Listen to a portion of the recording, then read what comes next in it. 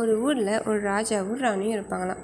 ராஜா ராணி வந்து எப்படின்னா எப்படி சொல்கிறது, ரொம்பவே காதல் பண்ணுற லவ்வர்ஸ் தான். ஏன்னா 2 பேருமே பிரிய முடியாத ஒரு ஜோடியாக இருப்பாங்க. அப்போ என்ன ஆகும், ராஜாவுக்கு வந்து ஒரு வேலை கிடைக்குமா. அதனால் வெளியூருக்காக என்ன பண்ணுவாங்கன்னா, இது மாதிரி வந்து வெளியூருக்கு போயிட்டு வரதா இருக்குமா. அதனால் எப்படி சொல்கிறது, ரொம்ப காலம் ஆகிற மாதிரி ஆகுமா. அதில் வந்து ராஜா வந்து அந்த குதிரையில் ஏறி உட்காந்து அப்படியே போயிட்டே இருப்பாங்களாம், தூர தேசத்துக்கு போயிட்டே இருப்பாங்களாம். அந்த வேலையை வந்து முடிச்சுட்டு திருப்பி இருந்துட்டு அதுக்கப்புறம் தான் வரணும். அவங்க இருக்க மாட்டாங்களாம். ஏன் அப்படின்னா, ராணியை மறக்க முடியாது அப்படின்னு சொல்லிட்டு கரெக்டாக அவங்க போய் பார்க்கணும் அப்படின்ட்டு என்ன பண்ணுவாங்கன்னா, திருப்பி வந்து அதை அப்படியே அந்த குதிரையில் ஏறி வந்துகிட்டே இருப்பாங்களாம். அவ்வளோ அளவு அப்படியே எப்படி சொல்கிறது, வரும்போதே அப்படியே வழி ஃபுல்லாக தாகம் தவிச்சு அப்படியே குண்டாக இருப்பார் அவர்.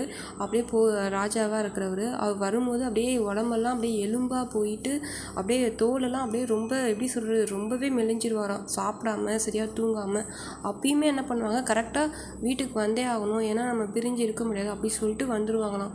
வந்தால் அவ்வளோ அளவு அப்படியே அந்த ராணியும் அப்படியே அழுவாங்களாம். ஃபஸ்ட்டு பார்க்குறப்ப ராணியும் ராஜாவும் அப்படியே 1 மணி நேரம் அழுதுகிட்டே இருப்பாங்களா. அதை அழகாக சொல்லி இந்த ஸ்டோரியை முடிச்சிருவாங்க.